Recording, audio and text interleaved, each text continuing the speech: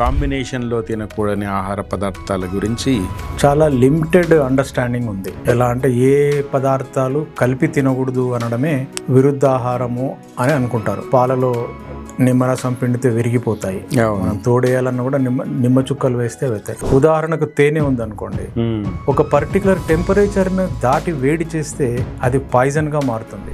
కాల విరుద్ధ అంటే కొన్ని పదార్థాలు కొన్ని సమయాల్లో తినకూడదు. ఉదాహరణకు క్రమ విరుద్ధం అంటే మీరు ఉదయం లేవంగానే మీ స్టమక్ ఎంటీ చేయకుండా మళ్ళీ ఆహారం తినకూడదు. సపోజ్ మీకు మోషన్ ప్రాబ్లం ఉంది, కాన్స్టిపేషన్ ఉంది, క్రితం రోజు తిన్నది ఉంచుకొని తినకూడదు. ఆకుకూరలు ఉన్నాయనుకోండి, ఎంతవరకు ఉడకబెట్టాలి, ఎంతవరకు వాటిని వేడి చేయాలి, ఎక్కువగా చేయాల్సిన అవసరం లేదు. వాటిలో ఉండే న్యూట్రిషన్ అంతా వెళ్ళిపోతుంది. మనం ఇండియన్స్ మనమంతా ప్రిడామినెంట్గా రైస్ కానివ్వండి, గోధుమలు కానివ్వండి, లేకపోతే ఈ దోశ మనం పుట్టిందే దాంతో. కాబట్టి మన శరీర నిర్మాణంలో బేసిక్ ప్రికర్సర్స్ అన్ని వాటి ద్వారా వచ్చినవే. పరధర్మో భయావహ అన్నట్టు పరాయి ఆహారం కూడా మంచిది. అది ఎంతవరకు సైంటిఫిక్ అనేది ఒకటి. ఇప్పుడు నెయ్యి ఉంది, నెయ్యి శరీరానికి చాలా మంచిది. కానీ నెయ్యి మీరు మామూలుగా నూనె తిన్నంత తినగలుగుతారా? నమస్తే, వెల్కమ్ టు 3TV. ఆరోగ్య ప్రదాత శీర్షికలో ఈరోజు విరుద్ధ ఆహారం గురించి మాట్లాడదాం. మనతో పాషమన్ ఉన్నారు. అన్న నమస్తే, వెల్కమ్ టు 3TV. ఆహారం, what to eat, when to eat, how to eat, why not to eat, ఇవన్నీ మాట్లాడుకున్నాం. అది మీరు ఒక ఫ్రేమ్ వర్క్ అంతా సెట్ చేసిండ్రు. ఇప్పుడు విరుద్ధ ఆహారాలు అంటే తినకూడని, కాంబినేషన్లో తినకూడని ఆహార పదార్థాల గురించి చెప్పండి. ముఖ్యంగా విరుద్ధ ఆహారము అంటే మనకు వాడుకలో చాలా లిమిటెడ్ అండర్స్టాండింగ్ ఉంది. ఎలా అంటే ఏ పదార్థాలు కలిపి తినకూడదు అనడమే విరుద్ధాహారము అని అనుకుంటారు. చేపల తర్వాత పెరుగు తినకూడదు, పాలలో ఉప్పు వేసుకోకూడదు, ఇదే విరుద్ధాహారం అంటే అని అనుకుంటారు. ఉదాహరణకు ఇప్పుడు పాలలో నిమ్మరసం పిండితే విరిగిపోతాయి, మనం తోడేయాలన్నా కూడా నిమ్మ చుక్కలు వేస్తే వెళ్తాయి. అలాగే మనం పెరుగన్నం తిన్న తర్వాత పాలు తాగినా లోపల కర్డింగ్ జరుగుతుంది. కాబట్టి అవి డిస్టర్బెన్సెస్ క్రియేట్ చేస్తాయి. కాబట్టి అంతవరకే చాలా వరకు పట్టించుకునే వాళ్ళు పట్టించుకుంటారు. కొందరికైతే అసలు అవగాహననే లేదు విరుద్ధ ఆహారం అంటే ఏంది. కానీ మన ఆయుర్వేదంలో, మన సనాతన గ్రంథాల్లో చాలా కూలంకుషంగా ఈ విషయం ఎంత విస్తృతమైన పరిధి కల సబ్జెక్ట్ అనేది తెలుసుకుంటే అందరికీ చాలా ఉపయోగపడుతుందని నేను అనుకుంటా. ఈ విరుద్ధ ఆహారంలో దాదాపు ఒక 18 రకాల విరుద్ధ ఆహారాలని, వాటి యొక్క ప్రాముఖ్యతను వివరించడం జరిగింది. అయితే మనం అన్నిటినీ డిస్కస్ చేయడానికి కుదరదు. మన షార్ట్ టైంలో మనం కొన్ని అతి ముఖ్యమైన విరుద్ధ ఆహారపు వాటి కాన్సెప్ట్ ఏంది అనేది మనం మాట్లాడదాం. దీంట్లో మొదటిది దోష విరుద్ధ. అంటే మనకు వాత, పిత్త, కఫ ఇవి దోషాలు ఉంటాయి. మన శరీరం యొక్క తత్వాలు ఇవి. వాటికి విరుద్ధంగా తినడము అంటే మీకు పడని ఆహారం. ఒక రకంగా చెప్పాలంటే ఇప్పుడు వాతం ఉన్న వాళ్ళకు కొన్ని రకాల జబ్బులు ఉంటాయి, పిత్త ఉన్న వాళ్ళకంటే పిత్త డామినేట్ చేసే వాళ్ళకు కొన్ని ఉంటాయి, కఫ డామినేట్ చేసే వాళ్ళకు ఎక్కువగా థ్రోట్, నోస్ రిలేటెడ్ జబ్బులు ఎక్కువగా వస్తాయి.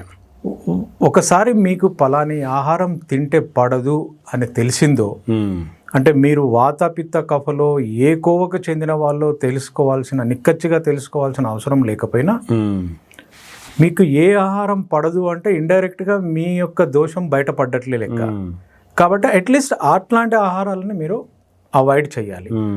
అవాయిడ్ చేయకుండా మీరు ఆ టెంప్టేషన్కి గురయ్యి టేస్ట్ గురించో, లేకపోతే ఆ పీర్ ప్రెషర్లో, ఆ కంపెనీలో, లేకుంటే ఆ బఫేలో అది ఉంది అని చెప్పేసి తినడము అనేది అది విరుద్ధము. దోష విరుద్ధ అనేది మొదటిది మన దాంట్లో. తర్వాత సంస్కార విరుద్ధ అంటే ప్రాసెస్. మీరు వండే ప్రాసెస్లో మిస్టేక్ ఉంది అంటే అది విరుద్ధ ఆహారమే. ఉదాహరణకు తేనె ఉందనుకోండి, ఒక పర్టికులర్ టెంపరేచర్ను దాటి వేడి చేస్తే అది పాయిజన్ గా మారుతుంది. అలాగే దాదాపు 50-60 డిగ్రీలు ఉన్న వేడి ఉన్న నీళ్ళలో తేనె వేశారనుకోండి, ఇప్పుడు సాధారణంగా చాలా మంది ఉదయం వామ్ అంటే గోరువెచ్చటి నీరు వరకు ఓకే, దానికంటే కొంచెం వేడి నీళ్ళలో తేనె వేస్తే ఉపయోగపడడం అటుంచి అది ప్రమాదకరంగా కూడా మారుతుంది. దాని యొక్క తత్వము, దాని యొక్క మూల ఎసెన్స్ ఏదైతే ఉంటుందో అది మొత్తం మారిపోతుంది. ఓకే. సో అట్లాగే ప్రతిది కూడా ప్రాసెస్లో ఆకుకూరలు ఉన్నాయనుకోండి, ఎంతవరకు ఉడకబెట్టాలి, ఎంతవరకు వాటిని వేడి చేయాలి, ఎక్కువగా చేయాల్సిన అవసరం లేదు. వాటిలో ఉండే న్యూట్రిషన్ అంతా వెళ్ళిపోతుంది. అలాగే కొన్ని పదార్థాలు కాల్చి మనం వండుతాము. సో ప్రాసెస్లో మనం ఏ మిస్టేక్స్ చేయకూడదో అవన్నీ కూడా ఈ సంస్కార దోషాల కింద అదొకటి దృష్టిలో పెట్టుకోవాలి. తర్వాత కాల విరుద్ధ, అంటే కొన్ని పదార్థాలు కొన్ని సమయాల్లో తినకూడదు. ఉదాహరణకు డిన్నర్తో పాటు మనం పెరుగు తినకూడదు అనేది కాల విరుద్ధము. అలాగే ఉదయాన్నే కొన్ని పదార్థాలు తినకూడదు. ఓకే. పడుకునే ముందు ఎక్కువగా ప్రోటీన్ ఫుడ్ తినకూడదు, మాంసాహారాలు కానీ అలాంటివన్నీ. ఎందుకంటే రాత్రిపూట జీర్ణ వ్యవస్థ స్లోగా ఉంటుంది, చురుగ్గా ఉండదు. కాబట్టి మనం ఏమైనా ప్రోటీన్, అందుకే జనరల్గా ప్రోటీన్ ఫుడ్ అంతా కూడా మార్నింగ్ తీసుకోమంటారు. ఎందుకంటే ఒక రకంగా మన లోపల ఫౌండేషన్ లాగా ఉంటుంది అనేది ఒకటి. అంటే రోజంతా ఆకలి అనే ఫీలింగ్లో పడలేదు. షుగర్ కంట్రోల్ ఉంటుంది, ఇన్సులిన్ సీక్రెషన్ చాలా కంట్రోల్లో ఉంటుంది. కాబట్టి ప్రోటీనేషియస్ ఫుడ్స్ లైక్ ఎగ్స్ కానివ్వండి, మీట్స్ కానివ్వండి ఎక్కువగా మార్నింగ్ కానీ లంచ్ టైంలో తీసుకోమంటారు. డిన్నర్ టైంలో అవాయిడ్ చేయమంటారు. ఇవన్నీ కాల విరుద్ధాలు. అంటే ఏ కాలంలో తినాలో, అంటే ఏ టైంలో తినాలో ఆ టైంలో తినడం అనేది దానికి వ్యతిరేకంగా తింటే విరుద్ధం అయిపోతుంది. అది కాల విరుద్ధ.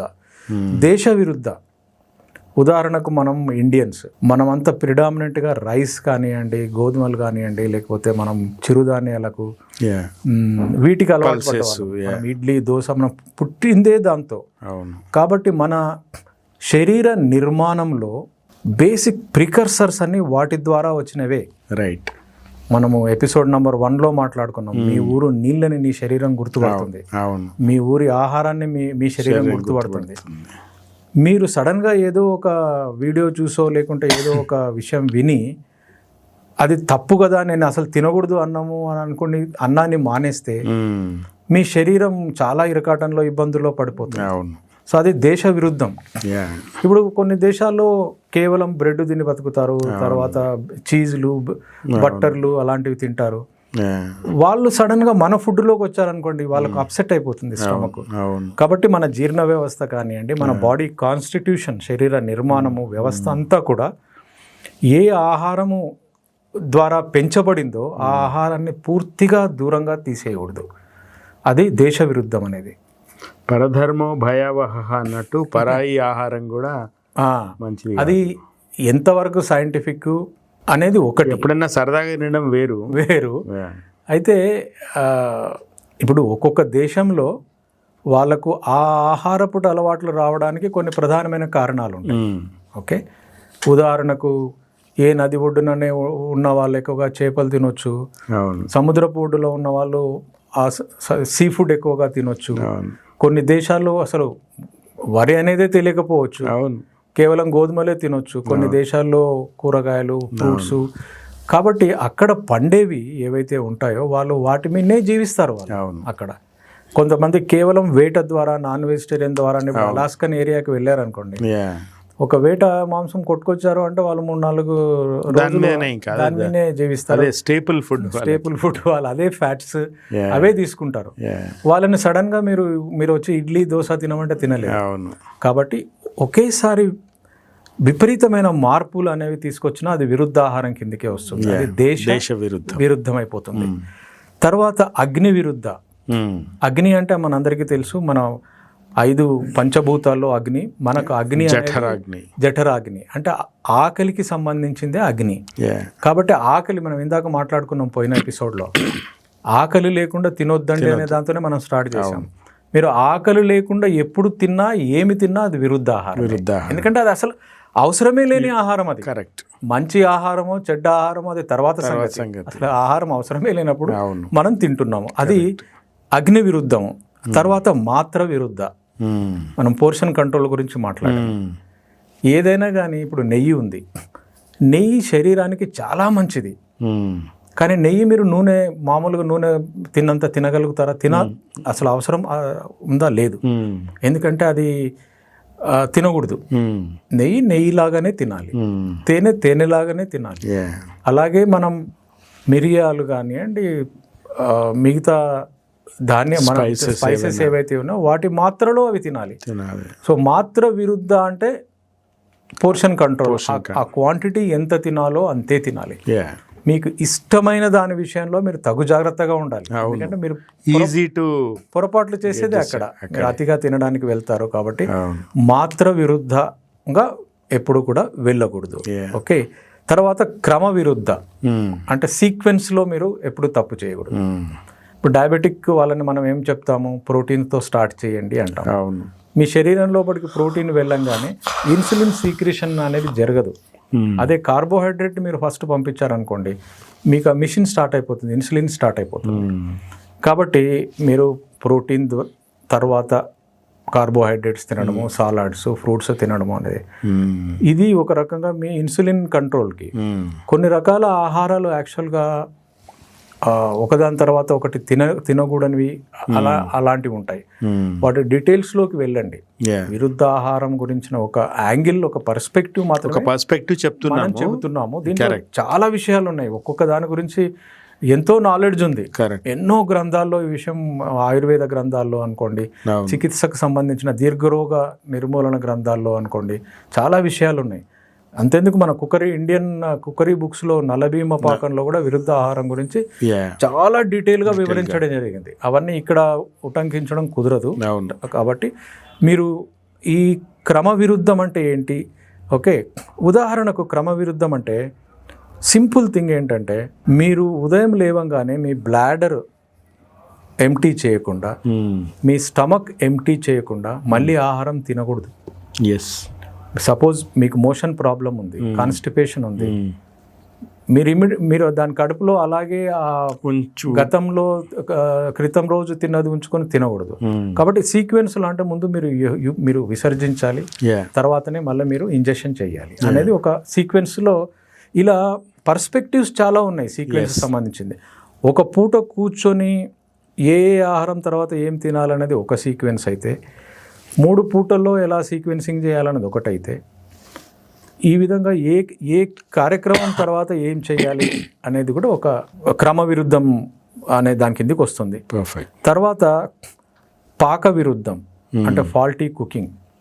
వంట చేయడంలోనే కొన్ని తప్పులు జరగడం, దానికి ఓవర్ కుకింగ్ అనుకోండి, లేకపోతే వాటిలో మనం కలిపే పదార్థాల్లో కానివ్వండి, అతిగా కారం వేయడం కానివ్వండి, అతిగా నూనె వేయడం కానీ, ఇవన్నీ కూడా పాక విరుద్ధమైన ఆహారం ఏం చేసినా కానీ అది విరుద్ధ ఆహారం కిందకే వస్తుంది. సో ఈ విధంగా విధి విరుద్ధ అనేది ఒకటి ఉంది మన ఆయుర్వేదం. చూడండి మీరు ఎంత హోలిస్టిక్ అప్రోచ్ ఇది. విధి విరుద్ధ అంటే అగెనెస్ట్ రూల్స్ ఆఫ్ ఈటింగ్. మనం గత పాడ్కాస్ట్లో ఏవైతే మాట్లాడుకున్నామో అవన్నీ rules of eating, principles of eating. అది వాటికి విరుద్ధంగా ఉంటే అది విరుద్ధ ఆహారమే అవుతుంది. ఎప్పుడు తినాలి, అకాలంగా తినడం కానీ, ఆకలి కాకుండా తినడం కానీ, అతిగా తినడం కానీ, పోర్షన్ కంట్రోల్ చేసుకోకపోవడం కానీ, మీకు శరీర ధర్మానికి వ్యతిరేకంగా వెళ్ళడం కానీ, లేదా మీకున్న జబ్బులకు వ్యతిరేకంగా తినడం కానీ, ఇవన్నీ కూడా విరుద్ధ ఆహారం కిందకే వస్తాయి. నా సలహా ఏంటంటే విధి విరుద్ధం. సో ఇది మనం ఇప్పుడు దాదాపు ఒక 7-8 విరుద్ధ ఆహారాలు మాట్లాడాం. మొత్తం 18 రకాల విరుద్ధ ఆహారాలు ఉన్నాయి. ఈ సబ్జెక్టులోకి వెళ్తే మీకు మిగతా విషయాలు కూడా అర్థమవుతాయి యాక్చువల్గా, అంటే ఎంత కాంప్రహెన్సివ్గా ఉంటుంది అనేది. మనం ఆరోగ్యాన్ని సంపాదించే ప్రయత్నంలో మనల్ని మనం ఎంత రిఫైన్ చేసుకోవాలి అన్నదానికి అంతు లేదు. Okay, and learning process and knowledge నేర్చుకుంటూ పోయే కొద్దీ మనకు తెలియకుండానే ఇప్పుడు నేనున్నాను, నా ప్రోగ్రాంలో ఇంటర్మీడియట్ ఫాస్టింగ్లో phase 2 స్టార్ట్ చేయాలనుకుంటున్నాను. నా చార్ట్ ప్రిపేర్ చేశాను. phase 1కి దీనికి చాలా లెర్నింగ్స్ ఉన్నాయి, చాలా. I call them improvements, but changes are necessary. So ఆ విధంగా మనం సెల్ఫ్ లెర్నింగ్ ద్వారా తెలుసుకోవాలి అంటే తప్పనిసరిగా మీరు చదవాలి. చాలా అవైలబుల్ నాలెడ్జ్ ఉంది, అండ్ ఇట్స్ ఈజీ కూడా now with the advent of AI.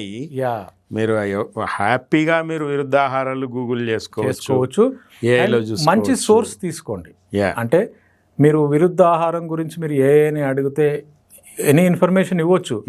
కాకపోతే ఏదో ఒక వెరిఫై ఒక చేసుకో. అథెంటిక్ బుక్ తీసుకోండి. ఇప్పుడు నల్లబీమ పాకం ప్రకారంగా విరుద్ధ ఆహారాలు, రైట్, చెరకుడి ప్రకారంగా విరుద్ధ ఆహారాలు, ఇలా మీరు అడిగారు అనుకోండి, అవును, ఆ గ్రంథంలో నుంచి మీకు అది తీసుకొని వచ్చి మీ ముందర వేస్తుంది. రైట్. సో ఆ విధంగా కొద్దిగా మీకు గైడెన్స్ ఇవ్వడం కొరకు ఈ యాంగిల్ కూడా ఉంది మనం తినే ఆహార నియమాల్లో అని చెప్పడం కొరకు ఈ విరుద్ధ ఆహారాల గురించి మనం ఇవాళ మాట్లాడడం జరిగింది. Yeah, sure.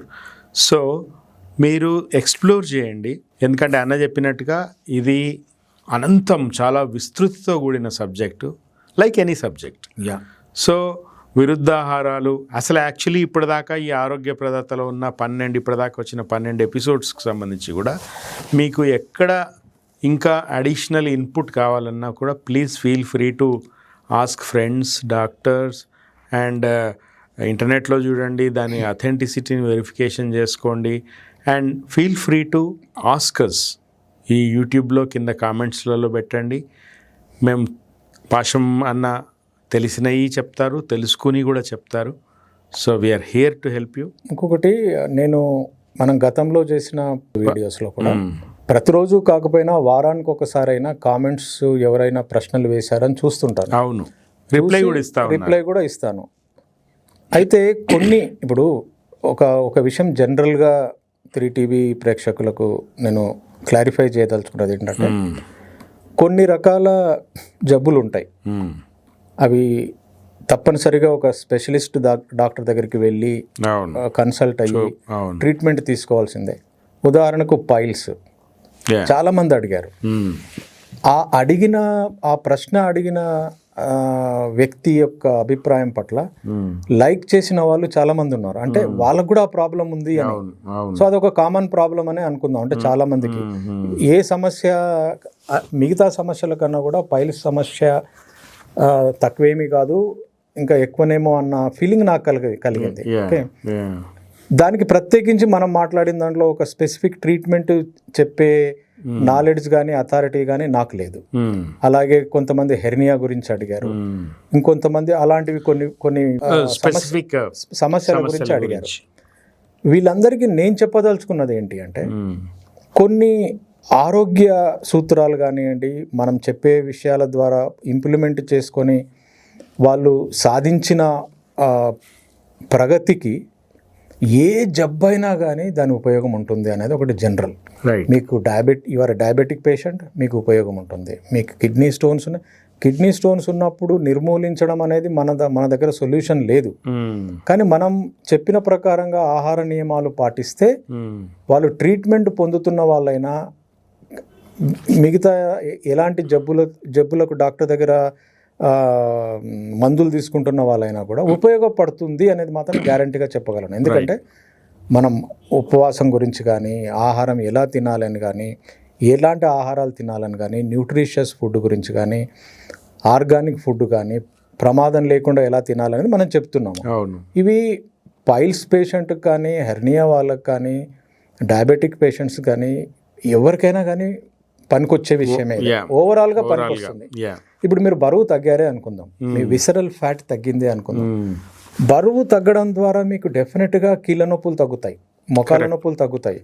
మీకు ఒకవేళ L4, L5 స్లిప్ డిస్క్ ఉందనుకోండి, ప్రాబ్లం తగ్గుతుంది.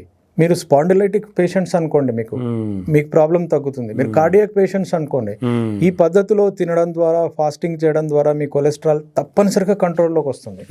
కాకపోతే మనం చెప్పేదంతా అదొక కాంప్రహెన్సివ్గా ఎండ్ ఇన్ ఇట్ సెల్ఫ్ అనే సొల్యూషన్ కాదు.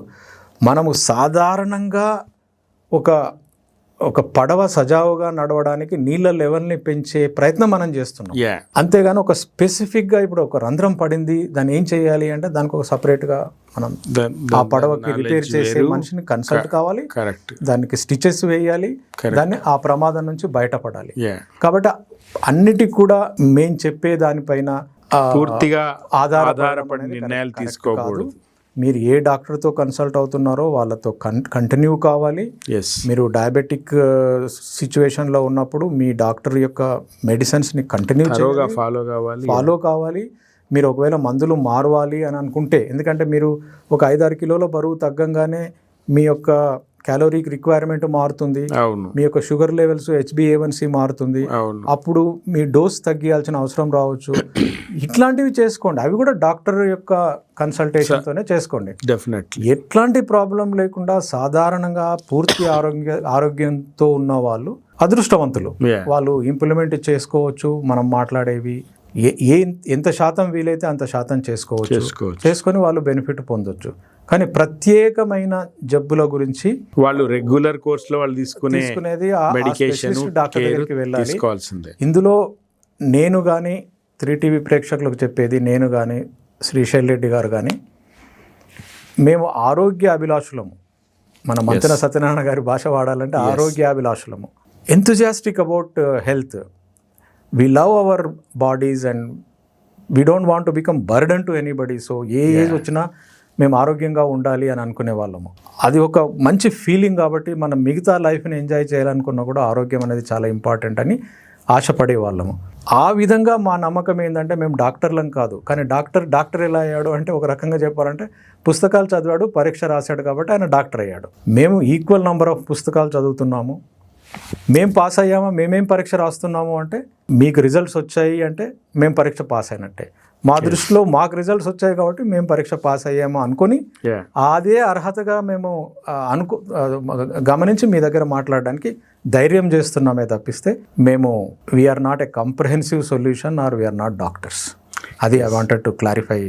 అది we are not over promising or. చాలా చాలా అవసరము, చాలా హంబుల్నెస్తో, చాలా నమ్రతతో చెప్పిండ్రు మీరు. ఖచ్చితంగా ప్రేక్షకులందరూ కూడా ఆరోగ్యాన్ని కాపాడుకోండి. అండ్ ఈ ఎపిసోడ్లలో పాషమన్న చెప్పినట్టుగా మాకు తెలిసిన పాషమన్న అనుభవంలోకి వచ్చిన, పాషమన్న నేర్చుకున్న, అధ్యయనం చేసి మీకు ప్రజెంట్ చేసిన బేసిక్స్ ఇవి. వీటి మీద మీరు ఇంకా ఎంత లోతుగా వెళ్ళాలి, ఎంత మీ శారీరక పరిస్థితులకి అణువుగా దాన్ని మార్చుకోవాలనేది ఇట్స్ అప్ టు యూ. మనల్ని అధిగమించిపోవచ్చు. ఎస్, మనం ఏం చేస్తున్నాము అంటే, మొత్తం ఆరోగ్యానికి సంబంధించిన విషయంలో ఈ కోణాలు ఉంటాయి అని చెప్తున్నా, స్పృశిస్తున్నాం ఆ కోణాలని.